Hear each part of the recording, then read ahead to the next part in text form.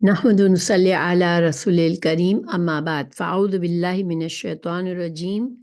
بسم اللہ الرحمن الرحیم۔ ہم قرآن مجید کی تفسیر کر رہے ہیں اور سورہ یوسف کی آیت نمبر 58 پر ہے سورہ یوسف کی۔ وَجَاءَ إِخْوَةُ يُوسُفَ فَدَخَلُوا عَلَيْهِ فَعَرَفَهُمْ وَهُمْ لَهُ مُنْكِرُونَ۔ اب جو ہے اللہ سبحانہ تعالیٰ نے واقعے کو پھر سے شروع کیا۔ حضرت یوسف علیہ السلام کو اقتدار ملنے کے بعد 7 سال جو پیشین گوئی خواب میں آئی تھی، 7 سال اچھے آئے، اور یوسف علیہ السلام چونکہ انتظام سنبھال رہے تھے تو وہ 7 سال میں بہت اچھی طرح سے جو غلہ تھا اس کو حفاظت کی، جس طرح سے استعمال کیا کہ وہ غلہ سارا کا سارا انہی خوشحالی کے سالوں میں ضائع نہیں ہوا، بلکہ اس کے بعد کے جو 7 سال آئے جس میں بہت ہی قحط سالی تھی، تو اس میں وہ غلہ نہ صرف مصر کے لوگوں کے کام آیا بلکہ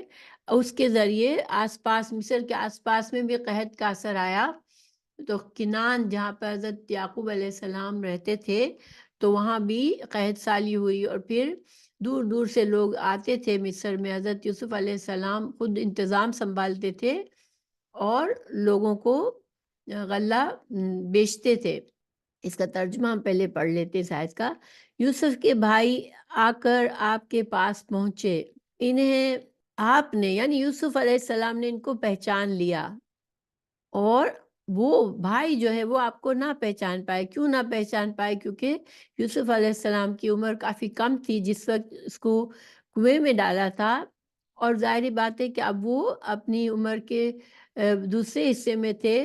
تو ایک تو یہ کہ ظاہر ہے کچھ انسان کی شکل بدلتی ہے بچپن سے جوانی میں، اور جوانی سے جو انسان تھوڑا پختہ عمر کو پہنچتا ہے تو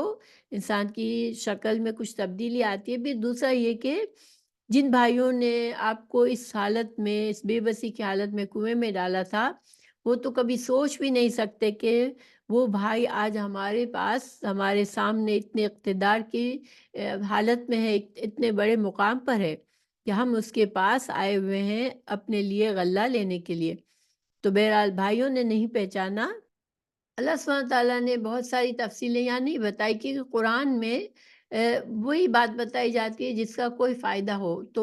جو خواب میں بتایا جا چکا تھا کہ یہ ہونا ہے تو وہ سب ہوا، مگر یہاں پر اس کا پھر ذکر نہیں ہے۔ اب وَلَمَّا جَهَّزَهُم بِجَهَازِهِمْ قَالَ ائْتُونِي بِأَخٍ لَكُم مِّنْ أَبِيكُمْ أَلَا تَرَوْنَ أَنِّي أُوفِي الْكَيْلَ وَأَنَا خَيْرُ الْمُنزِلِينَ۔ حضرت یوسف علیہ السلام اپنے بھائیوں سے ملے تو گویا کہ جو لوگ باہر سے دور دراز علاقوں سے غلہ لینے کے لیے آتے تھے، تو ایک بات تو یہ کہ حضرت یوسف علیہ السلام ان سے بذات خود ملتے بھی تھے اور خود انتظام کرتے تھے اس کا۔ آنے والوں کو 1 اونٹ فی کس دیتے تھے، یعنی کہ ہر شخص جو آتا تو اس کو 1 اونٹ کے اوپر جو غلہ آ سکتا ہے اس لحاظ سے دیتے تھے، یعنی حساب کتاب سے دیتے تھے۔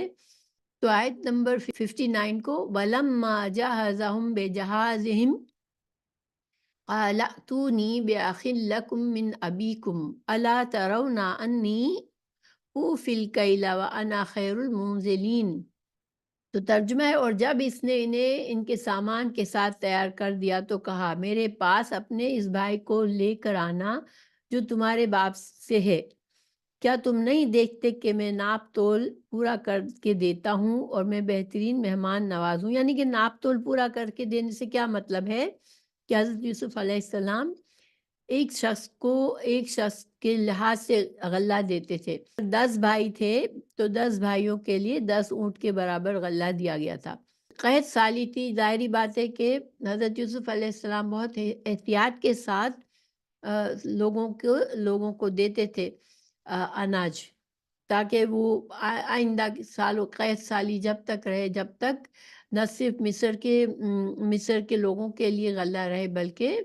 باہر کے جو آس پاس کے لوگ ہیں ان کی بھی مدد کی جا سکے۔ تو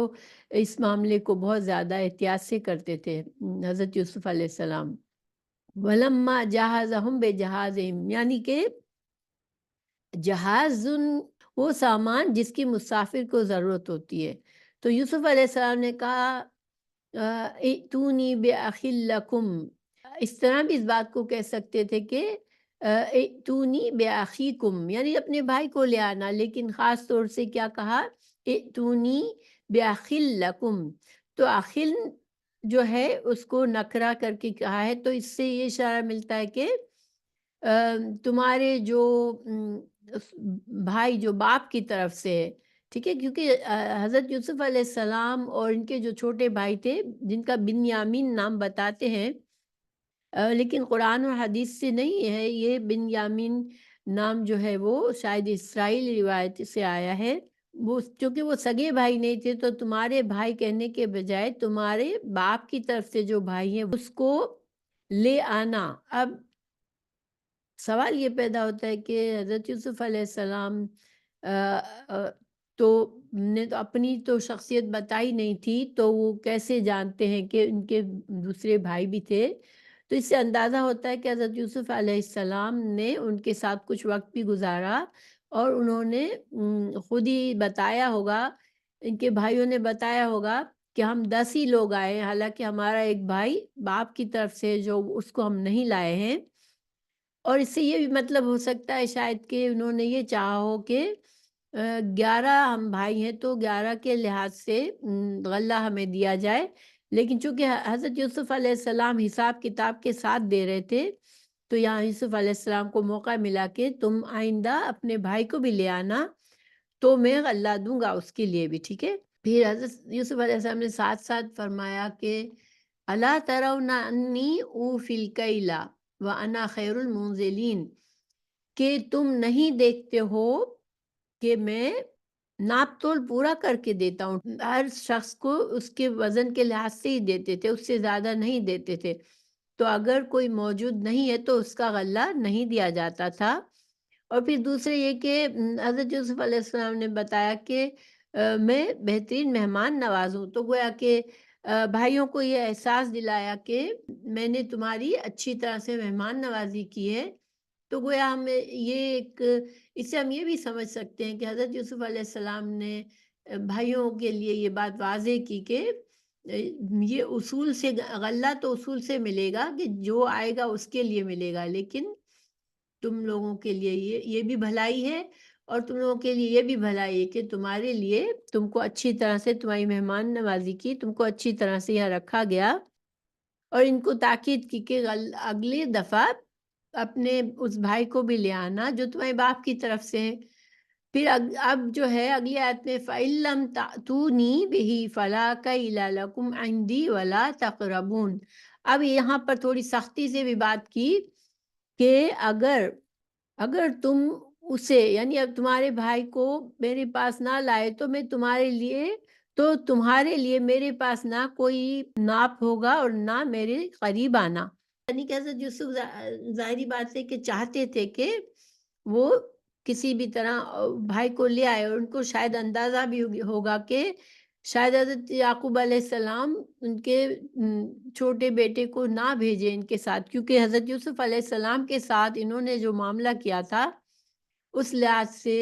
یہ اندازہ لگایا جا سکتا ہے کہ اب باپ جو ہے وہ اپنے دوسرے جب ایک سوتیلے بھائی کے ساتھ انہوں نے ایسا سلوک کیا تو شاید دوسرے کے ساتھ بھی کریں. اس ڈر کی وجہ سے یعقوب علیہ السلام شاید نہ بھیجے، اس لیے اپنے بھائیوں پر ذرا سختی سے کہا تاکہ وہ اپنے باپ کو کسی طرح راضی کر کے اپنے چھوٹے بھائی کو بھی ساتھ لے آئیں. اور ان سے کہہ دیا کہ تم میرے پاس پھر مت آنا اگر تم نہیں لا سکتے ہو اس کو. تو قالوا سنراود عنہ اباہ وانا لفاعلون. انہوں نے کیا کہا؟ ہم اپنے باپ کو ہر طرح سے آمادہ کریں گے. تو یہ سنراودو سین جو ہے یہ اس سے مطلب یہ بھی ہوتا ہے کہ ان قریب یعنی مستقبل قریب کے فعل پر آتا ہے سین، اور اس میں تاکید کے لیے بھی آتا ہے، ٹھیک ہے. تو یہاں تاکید کا ہے کہ ہم ضرور لائیں گے ہم ضرور اپنے باپ کو آمادہ کریں گے سنراود عنہ اباہو، اور پھر دوسرا یہ کہ وَإِنَّا لَفَاعِلُونَ، اور یہاں بھی تاکید ہے کہ وَإِنَّا لَفَاعِلُونَ، اِنَّا کی تاکید اور لام کی تاکید، اور فاعلون جو ہے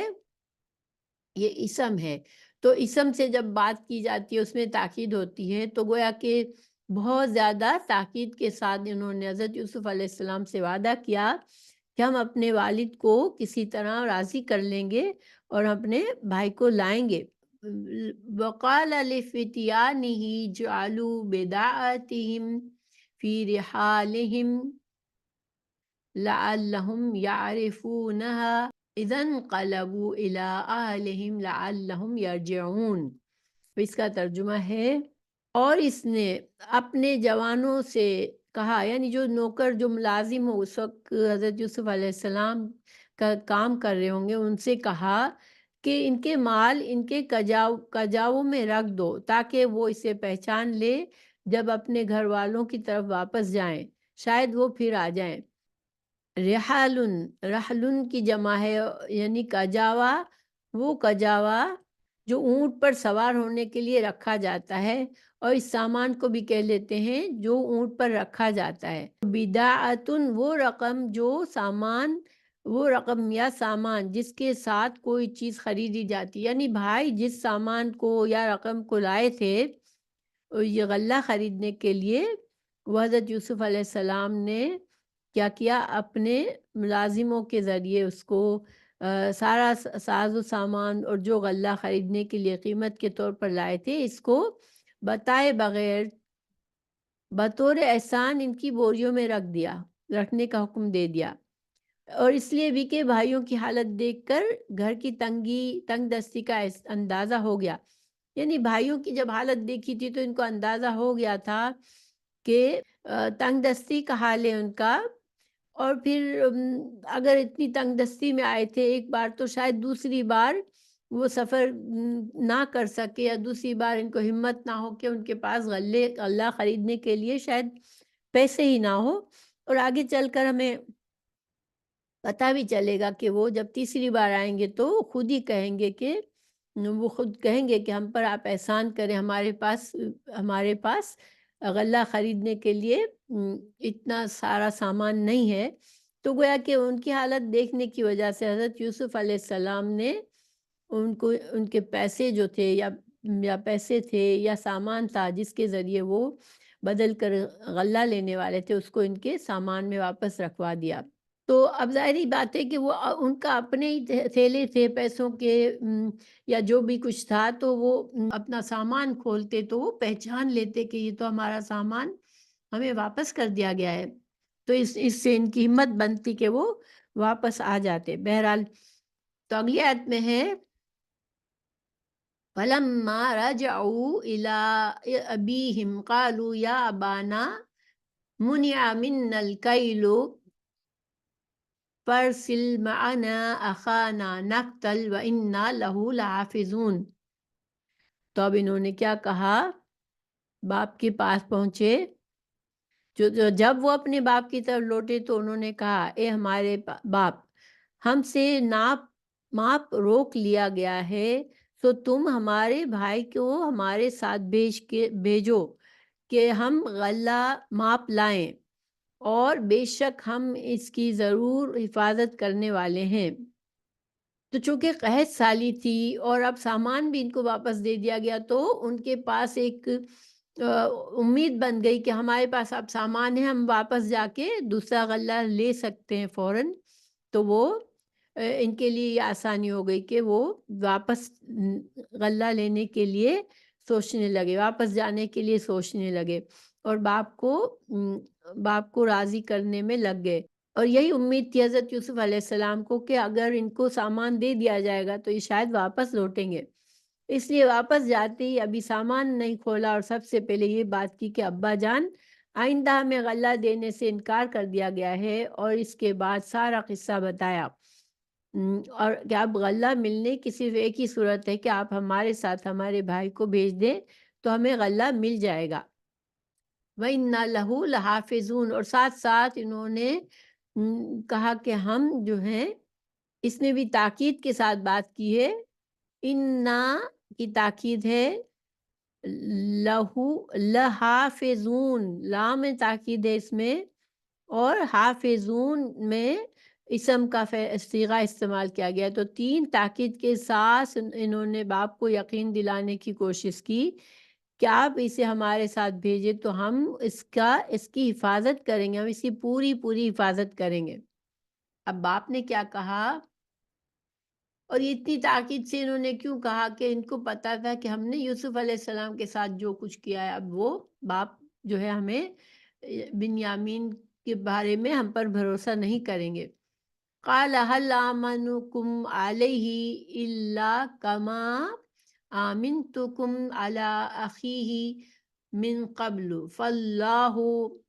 خیر حافظا وهو ارحم الراحمین. حضرت یعقوب علیہ السلام نے ان سے کہا کہ میں اس پر یعنی بنیامین کے بارے میں اس کے سوا تمہارا کیا اعتبار کروں، جس طرح میں نے اس کے بھائی پر اس سے پہلے تمہارا اعتبار کیا، سو اللہ بہتر حفاظت کرنے والا ہے، اور وہ سب رحم کرنے والوں سے زیادہ رحم کرنے والا ہے. کیونکہ جب یوسف علیہ السلام کو جب پہلی بار لے کر گئے تھے، جب کنویں میں ڈال دیا تھا، اس وقت بھی انہوں نے یہی جملہ کہا تھا کہ انا لہو لحافظون، کہ بے شک ہم اس کی پوری پوری حفاظت کرنے والے ہیں. تو پھر انہوں نے اچھی حفاظت تو نہیں کی تھی، انہوں نے تو ان کو کنویں میں ڈال دیا تھا. تو والد نے کیا کہا کہ اب میں اسے تمہاری حفاظت میں نہیں بلکہ اللہ کی حفاظت میں دیتا ہوں، اور وہ ارحم الراحمین ہی اپنی مہربانی سے اس کی حفاظت فرمائے گا. اب ابن کثیر رحم اللہ نے اپنی تفسیر میں کہا ہے کہ یعقوب علیہ السلام نے یوسف کے بھائیوں کے ساتھ بھیجتے وقت یہ کہا تھا کہ مجھے ڈر ہے کہ اس کو بھیڑیا نہ لے جائے. سورہ یوسف کی آیت نمبر 13 میں، کہ میں ڈرتا ہوں کہ اسے کوئی بھیڑیا کھا جائے. تو اب جو اس کے بھائی کو فاللہ خیر حافظاً وہو ارحم الراحمین کہتے ہوئے اللہ کی حفاظت میں دیا، تو نہ صرف یوسف کا بھائی بلکہ یوسف علیہ السلام بھی مل گئے. اب چونکہ مکمل طور پر اللہ پر توکل کر کے بھیجا ہے، اللہ ہی کو محافظ بنایا ہے، تو اللہ تعالیٰ نے یوسف علیہ السلام کو بھی ان سے ملا دیں گے اللہ تعالیٰ، اور بنیامین کی بھی حفاظت فرمائی اللہ نے. فَلَمَّا فَتَحُوا مَتَاعَهُمْ وَجَدُوا بِضَاعَتَهُمْ رُدَّتْ إِلَيْهِمْ قَالُوا يَا أَبَانَا مَا نَبْغِي هَذِهِ بِضَاعَتُنَا رُدَّتْ إِلَيْنَا وَنَمِيرُ أَهْلَنَا وَنَحْفَظُ أَخَانَا وَنَزْدَادُ كَيْلَ بَعِيرٍ ذَلِكَ كَيْلٌ يَسِيرٌ. کہ اور جب انہوں نے اپنا سامان کھولا تو اپنے مال کو پایا اور ان کی طرف واپس کر دیا گیا ہے. انہوں نے دیکھا کہ یہ جوں کا تو سامان ہمیں واپس دے دیا گیا ہے، تو کہا اے ہمارے باپ، ہم کیا چاہتے ہیں، یہ ہمارا مال ہماری طرف واپس کر دیا گیا ہے، اور ہم گھر والوں کے لیے غلہ لائیں گے اور اپنے بھائی کی حفاظت کریں گے، اور ایک اونٹ کا بوجھ ناپ زیادہ لائیں گے، اور یہ بہت تھوڑا ناپ ہے. اس کی تفسیر یہی ہے کہ جب سامان کھولا اور دیکھا کہ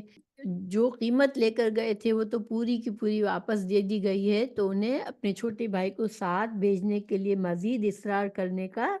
اور اطمینان دلانے کا موقع مل گیا. اب ظاہری بات ہے وہ باپ کو بھی زیادہ زور دے کر اب ان کو منا رہے ہیں کہ اب تو ہمیں بہت ہی آسان ہو گیا ہمارے لیے، ہمیں اور کیا چاہیے، ہمارا مال ہمیں واپس مل گیا، اب قیمت موجود ہے، چھوٹا بھائی ساتھ جائے تو ہم سارے اہل خانہ کے لیے غلہ لے آئیں گے،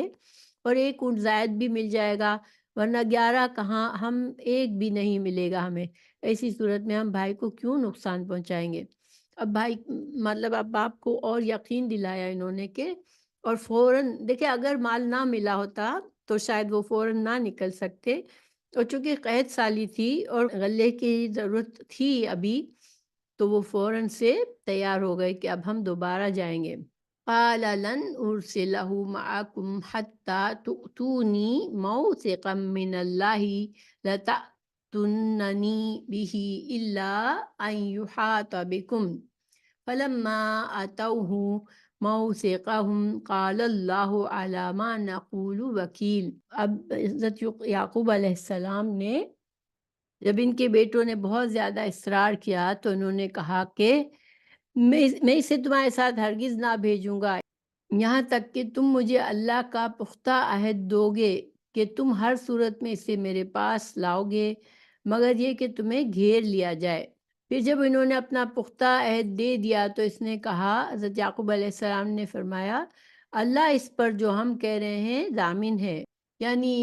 وعدہ لینے کے بعد پھر دوبارہ پکی تاکید اللہ کی قسم سے کروائی۔ قال اللہ علامہ نقول وکیل، تو وکیل جو ہے فائل کے وزن میں، یعنی کہ جس کے سپرد اپنا کام کر دیا جائے۔ تو یعقوب علیہ السلام نے ایک طرف بیٹوں سے پختہ عہد لیا، یعنی قسمیں لے لی اور ظاہری اسباب سے پورا وثوق حاصل کر لیا، اور دوسری طرف معاملہ اللہ کے سپرد کر کے بھروسہ اسی پر رکھا، جو کچھ ہم کہہ رہے ہیں اس سے پورا کرنا اسی کے اختیار میں ہے، اور جو جان بوجھ کر بدعہدی یا خیانت کرے گا وہ خود اسے سزا دے گا۔ اللہ پر توکل کا صحیح مطلب یہی ہوتا ہے، یعنی کہ اللہ کو وکیل بنانے کا یہاں مطلب یہی ہے کہ چونکہ اللہ پر بھروسے سے ہی انسان کام کرتا ہے، اپنی محنت، اپنی کوشش، اپنی تیاری پوری کرتا ہے۔ تو حضرت یعقوب علیہ السلام نے یہ سب کچھ کیا، بچوں سے پختہ عہد بھی لے لیا، اس کے بعد بھی معاملہ اللہ کے سپرد کیا کہ اللہ ہی اس کام میں محافظ ہے، اور اللہ سبحانہ تعالیٰ ہی پر بھروسہ کر کے میں بھیج رہا ہوں۔ اور اگر پھر ظاہری بات ہے جب وہ بھی بچے بھی مسلمان ہی تھے، انبیاء کے اولاد تھے، تو ان کو پتہ تھا کہ اگر ہم نے بدعہدی کی یا بددیانتی کی یا خیانت کی تو پھر ہم سزا کے مستحق ہو جائیں گے اللہ تعالیٰ کی طرف سے۔ پھر مزید حضرت یعقوب علیہ السلام نے اپنے بچوں کو وصیت کی، وقال یا بنی لا تدخلوا من بعد واحد وادخلوا من ابواب متفرقۃ وما اغنی عنکم من اللہ من شیء ان الحکم الا للہ علیہ توکلت وعلیہ فلیتوکل المتوکلون۔ پھر جب انہوں نے اسے اپنا پختہ عہد دے دیا تو اس نے کہا، حضرت یعقوب علیہ السلام نے کہا، اے میرے بیٹو، ایک دروازے سے داخل نہ ہونا، الگ الگ دروازوں سے داخل ہونا، اور میں تم سے اللہ کی طرف سے آنے والی کوئی چیز نہیں ہٹا سکتا، حکم اللہ کے سوا کسی کا نہیں، اسی پر میں نے بھروسہ کیا اور اسی پر بس لازم ہے کہ بھروسہ کرنے والے بھروسہ کریں۔ اچھا، یہ جو حضرت یعقوب علیہ السلام نے اپنے بیٹوں کو نصیحت کی کہ ایک دروازے سے داخل نہ ہونا، الگ الگ سے ہونا، تو اس کے بارے میں ہمیں کوئی صحیح حدیث نہیں ملتی ہے جس میں اس کی وضاحت کی گئی ہو کہ یہ کیوں کہا حضرت یعقوب علیہ السلام نے۔ تو اس لیے علماء نے کچھ اندازے لگائے ہیں، اجتہاد کیا ہے کہ چونکہ 11 نوجوان تھے، یعنی صحرا میں پلے ہوئے نوجوان، مضبوط 11 نوجوان ایک ساتھ اکٹھے گزرتے اگر کسی دروازے سے، تو اس کے بارے میں لوگ شاید ڈرتے کہ شاید کوئی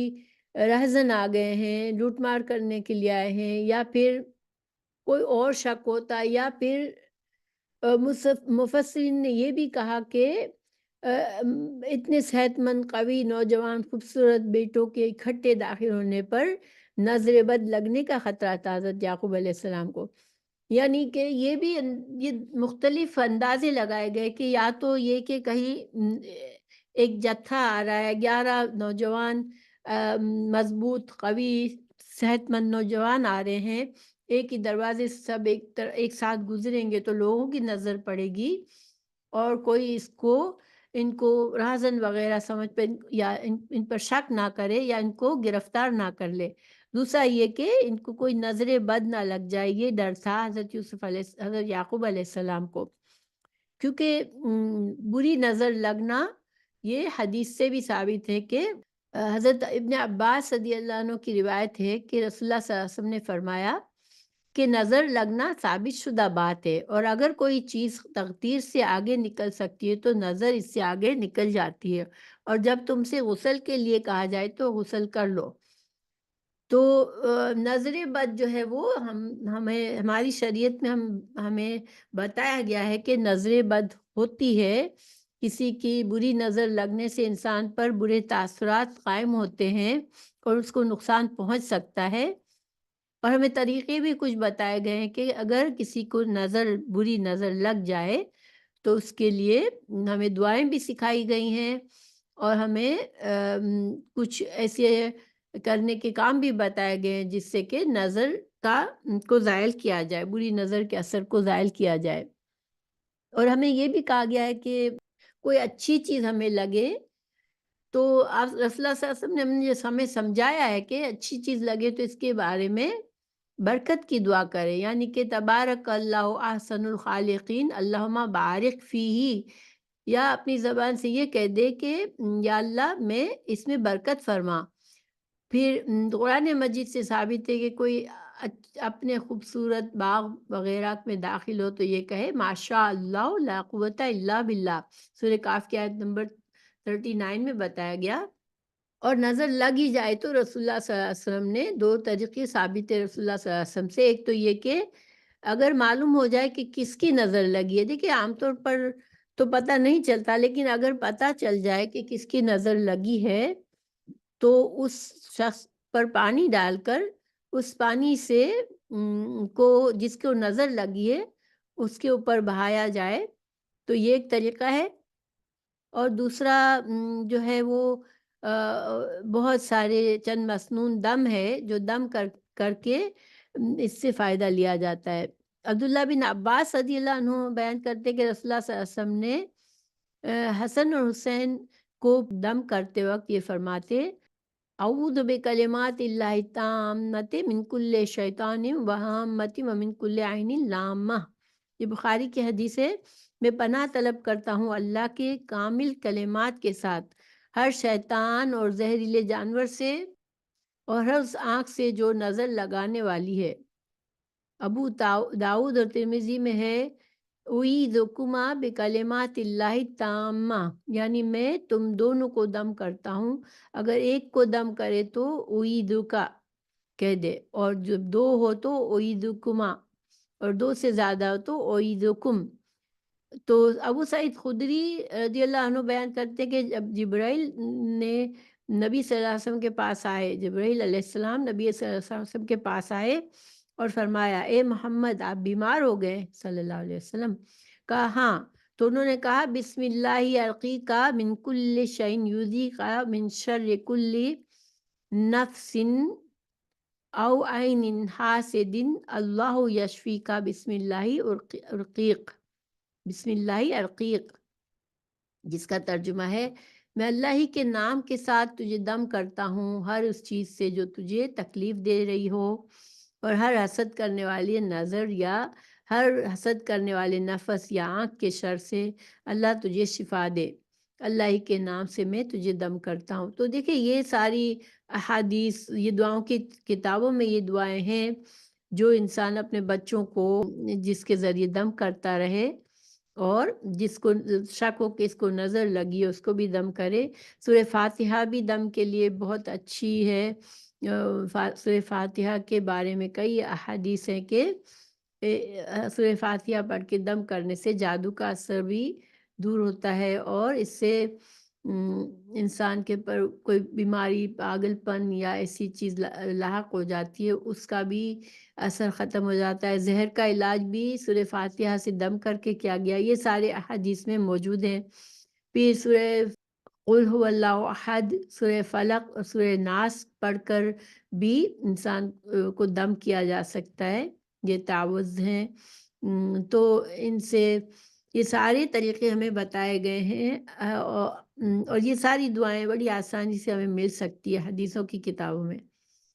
اس کے علاوہ انسان کوئی غیر شرعی علاج نہ ڈھونڈے، کیونکہ ہماری شریعت نے ہمیں اتنی چیزیں دکھائی ہیں، سکھائی ہیں کہ ہمیں ان پر اکتفا کرنا چاہیے، مگر یہ کہ نظر کا لگنا جو ہے وہ ثابت ہے، وہ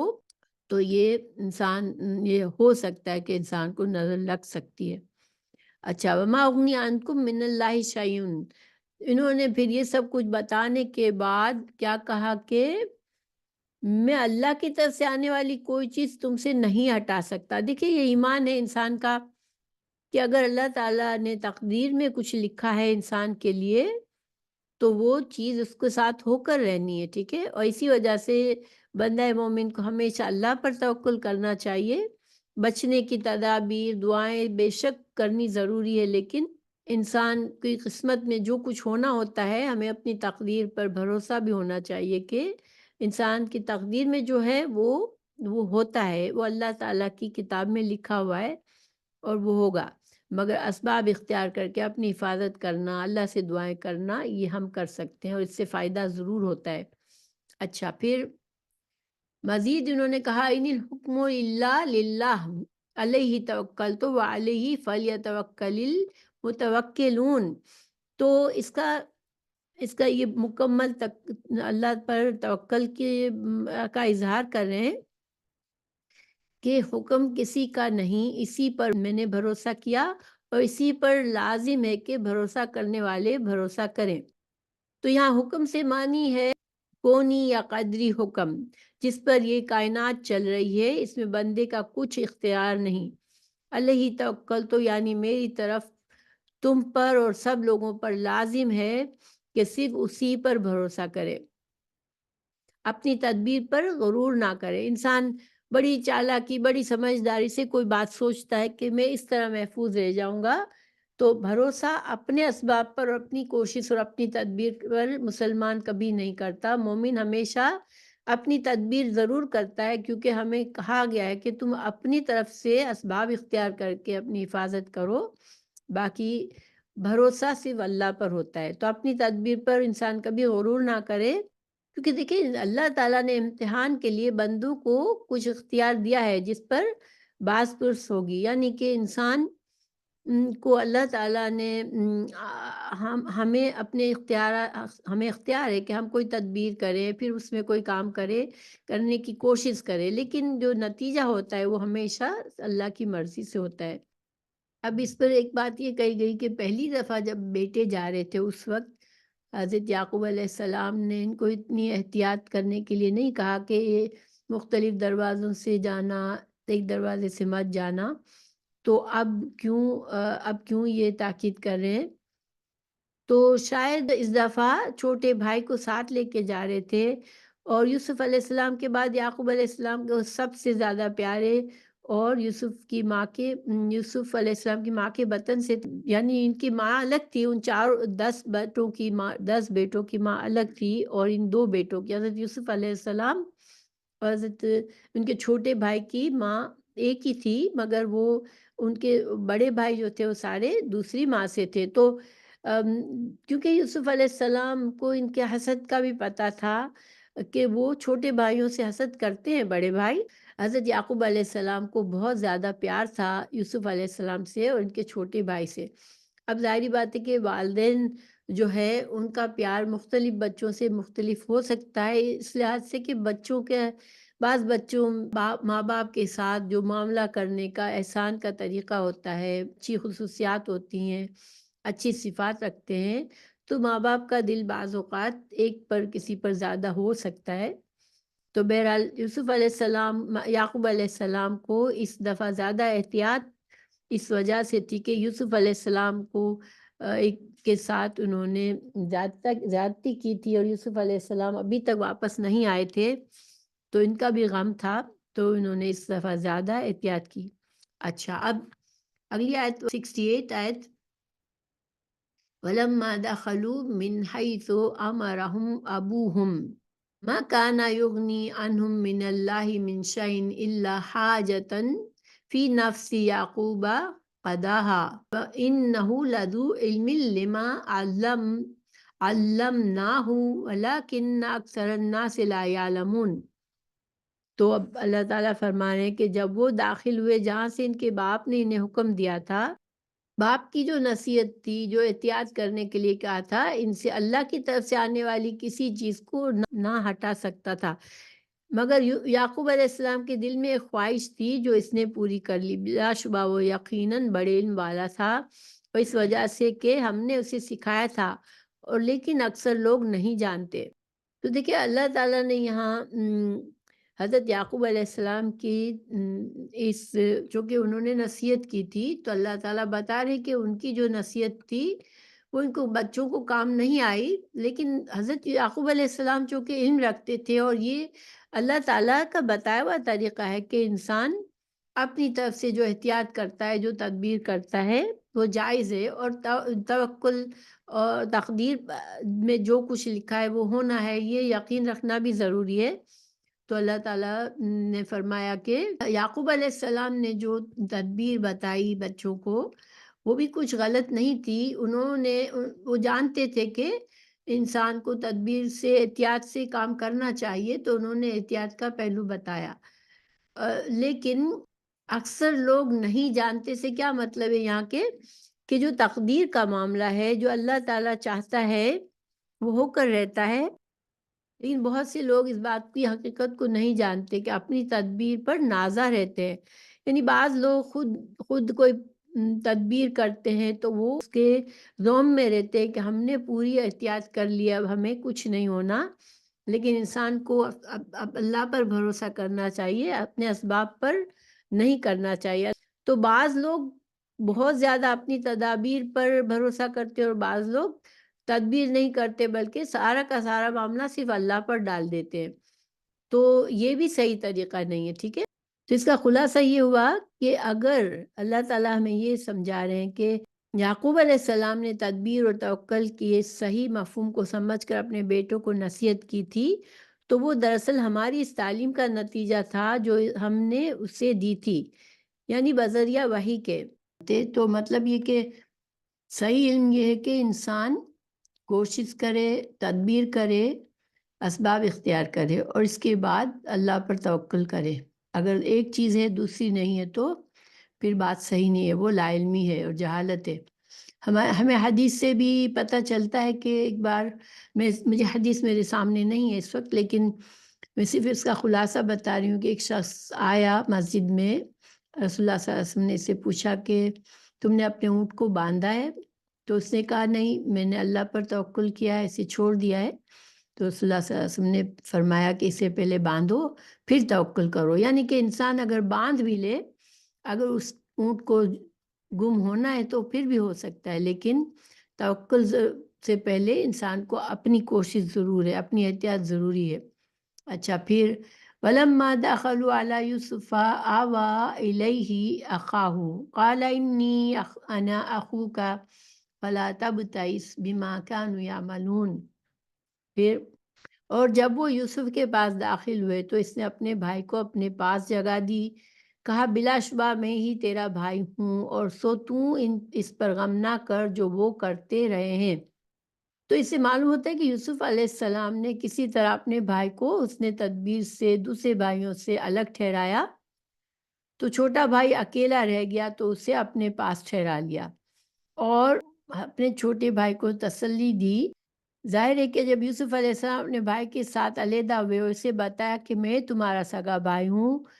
حضرت یوسف علیہ السلام کے بھائی کو پتہ چلا ہوگا تو انہوں نے اپنے سوتیلے بھائیوں کی بدسلوکی کا ذکر کیا ہوگا حضرت یوسف علیہ السلام سے، تو حضرت یوسف علیہ السلام نے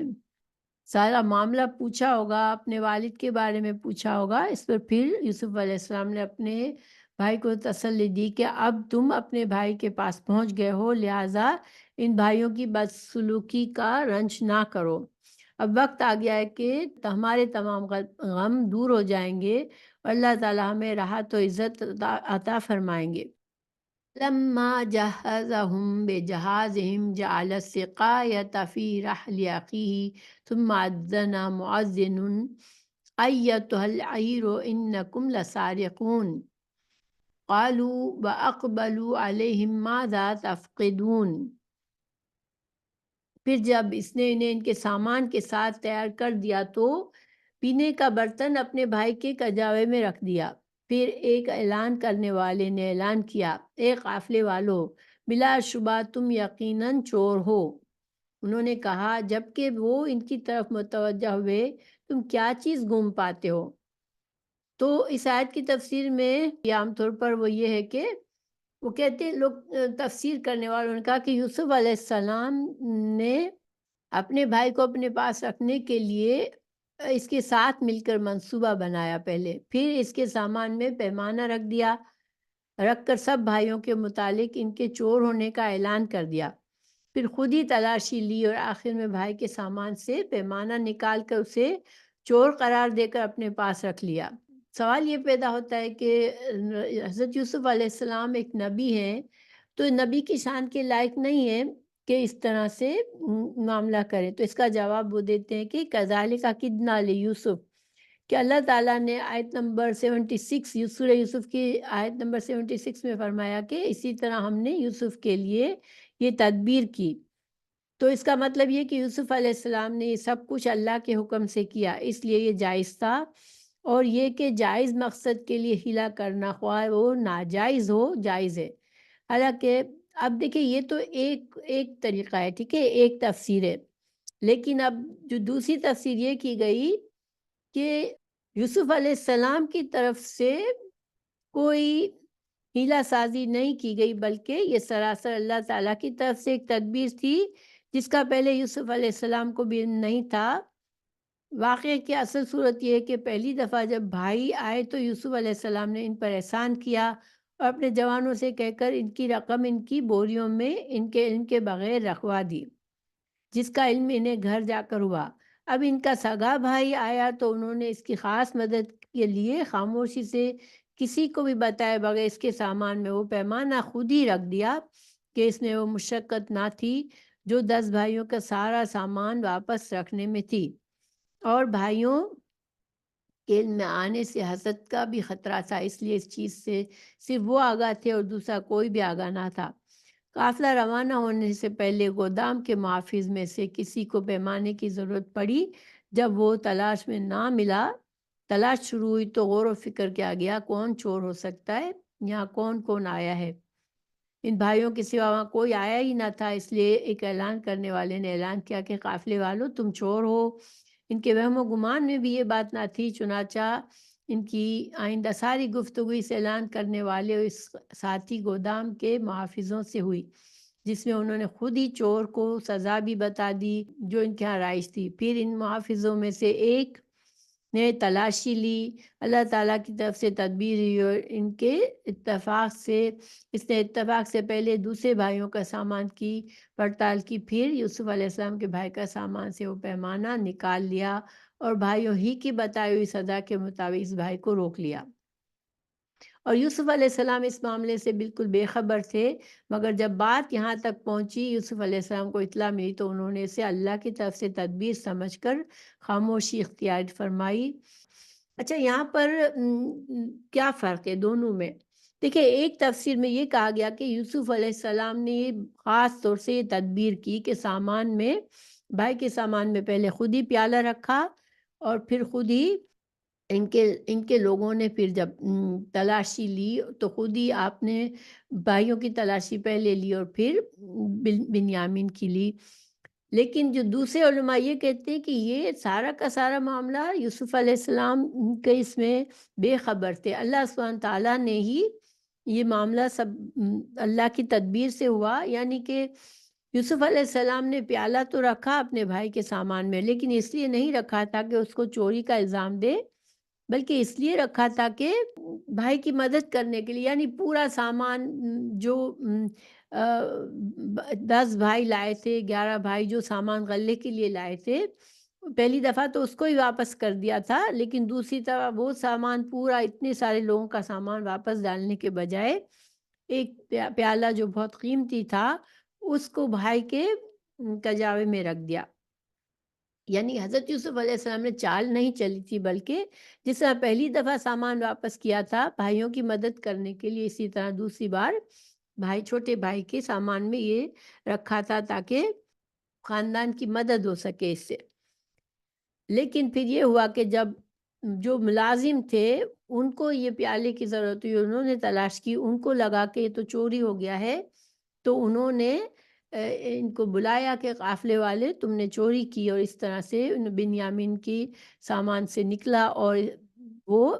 چونکہ بات پہلے اس دوران ہو چکی تھی، یوسف علیہ السلام کے بھائیوں نے بتایا تھا کہ ہمارے ہاں جب کوئی چوری کرتا ہے تو اس کو قید کر دیا جاتا ہے۔ تو اب یہ کہ یہ سارا معاملہ اس طرح ہوا۔ بہرحال واللہ عالم، کیونکہ اللہ تعالیٰ نے فرمایا کہ یہ ہم نے یہ چال چلی تاکہ یوسف کے بھائی یوسف کے پاس رک سکے، کیونکہ یوسف علیہ السلام کسی اور بہانے سے نہیں رکھ سکتے تھے۔ تو ہم جس طرح بھی ہے اللہ زیادہ جانتا ہے، لیکن یہ دو تفاسیر کی گئی۔ تو وہ دوسری تفسیر میں حضرت یوسف علیہ السلام پر کسی قسم کا الزام نہیں آتا کہ وہ ایک نبی کی شان کے خلاف ہو کہ وہ اتنی تدبیر کرے، جھوٹی پلاننگ کرے، مگر بہرحال یہ دو تفاسیر کی جاتی ہے۔ اب ہم آگے بڑھتے ہیں۔ قالوا نفقد صواع الملك ولمن جاء به حمل بعير وأنا به زعيم قالوا تالله لقد علمتم ما جئنا لنفسد في الأرض وما كنا سارقين قالوا فما جزاؤه إن كنتم كاذبين قالوا جزاؤه من وجد في رحله فهو جزاؤه كذلك نجزي الظالمين فبدأ بأوعيتهم قبل وعاء أخيه ثم استخرجها من وعاء أخيه كذلك كدنا ليوسف ما كان ليأخذ أخاه في دين الملك إلا أن يشاء الله نرفع درجات من نشاء وفوق كل ذي علم علیم۔ تو یہ پورا اسی کو جو ابھی میں نے بتایا اسی کی مزید تفسیر ہے۔ اس کا ترجمہ ہے، انہوں نے کہا، یعنی حضرت یوسف علیہ السلام کے ملازمین نے کہا، ہم بادشاہ کا پیمانہ گم پاتے ہیں اور جو اسے لے آئے اس کے لیے ایک اونٹ کا بوجھ غلہ ہوگا اور میں اس کا ضامن ہوں۔ انہوں نے کہا، اللہ کی قسم، بلا شبہ یقیناً تم جان چکے ہو کہ ہم اس لیے نہیں آئے کہ اس ملک میں فساد کریں اور نہ ہم چور ہیں۔ انہوں نے کہا، پھر اس کی کیا جزا ہے اگر تم جھوٹے ہوئے؟ بھائیوں نے کہا، اس کی جزا وہ شخص ہے جس کے کجاوے میں وہ پایا جائے، سو وہ شخص ہی اسی کی جزا ہے۔ اس طرح ہم ظالموں کو جزا دیتے ہیں۔ تو اس نے ان کے بھائی کے تھیلے سے پہلے ان کے تھیلوں سے ابتدا کی، پھر اسے اس کے بھائی کے تھیلے سے نکال لیا۔ اس طرح ہم نے یوسف کے لیے تدبیر کی، کیونکہ یہاں اللہ تعالیٰ فرما رہے ہیں کہ ہم نے یوسف کے لیے تدبیر کی۔ تو اس طرح سے دوسری جو تفسیر ہے وہ زیادہ صحیح لگتی ہے۔ واللہ عالم کہ حضرت یوسف علیہ السلام نے یہ پلاننگ نہیں کی تھی۔ حضرت یوسف علیہ السلام نے بھائی کو صرف مدد کرنے کے لیے اس کے سامان میں رکھا تھا پیالہ، لیکن جب ملازمین کو پتہ نہیں تھا تو انہوں نے یہ سمجھا کہ چوری ہوا ہے، اور اس طرح سے یہ سارا معاملہ ہوا۔ کیونکہ اللہ تعالیٰ فرما رہے ہیں کہ ممکن نہ تھا کہ بادشاہ کے قانون میں اپنے بھائی کو رکھ لیتا، مگر یہ کہ اللہ چاہے، ہم جسے چاہتے ہیں درجوں میں بلند کر دیتے ہیں، اور ہر علم والے سے اوپر ایک سب کچھ جاننے والا ہے۔ تو یہاں پر اللہ تعالیٰ نے فرمایا کہ ہم نرفع درجات من نشاء، کہ ہم جسے چاہتے ہیں علم عطا فرما کے اس کے درجے بلند کرتے ہیں، جیسے دوسرے بھائیوں کے مقابلے میں یوسف علیہ السلام کے درجات کو اللہ نے بلند فرمایا۔ اور فوق کل ذی علم علیم کی تفسیر کی جاتی ہے، یعنی ہر جاننے والے سے بڑھ کر جاننے والا ہے۔ اس لیے کہ کوئی شخص اس غرور میں مبتلا نہ ہو کہ مجھ سے بڑا عالم کوئی نہیں۔ جب موسیٰ علیہ السلام کا قصہ ہم نے پڑھا تھا تو حضرت موسیٰ علیہ السلام کے بارے میں بتایا گیا کہ کسی شخص نے پوچھا کہ سب سے زیادہ علم والا کون ہے اس وقت، تو حضرت موسیٰ علیہ السلام نے، جو ظاہری بات ہے اللہ کے نبی تھے، تو انہوں نے سوچا کہ اللہ نے مجھے علم دیا ہے، تو انہوں نے فرمایا کہ میں ہوں جس پر اللہ تعالیٰ نے حضرت موسیٰ علیہ السلام کو خضر علیہ السلام سے ملنے کے لیے بھیجا، کہ ان کو ہم نے کوئی خاص علم دیا ہے۔ بہرحال غرض یہ کہ ہر عالم سے بڑا عالم موجود ہے، یہاں تک کہ تمام جاننے والوں کے اوپر وہ ذات ہے جو حاضر اور غائب ہر چیز کا پوری طرح جاننے والی ہے، ہر چیز کو پوری طرح جاننے والی ہے، اور اس سے کوئی بات مخفی نہیں ہے۔ اب دیکھیں، جب یہ بات ہو گئی تو بھائیوں نے کیا کہا؟ جب حضرت یوسف علیہ السلام کے چھوٹے بھائی پر جرم ثابت ہو گیا کہ انہوں نے چوری کی ہے، ان کے سامان سے نکلا ہے پیالہ، تو اب سزا کے طور پر ان کو رکھ لیا گیا مصر میں۔ تو بھائیوں نے کیا کہا؟ قالوا إن يسرق فقد سرق أخ له من قبل فأسرها يوسف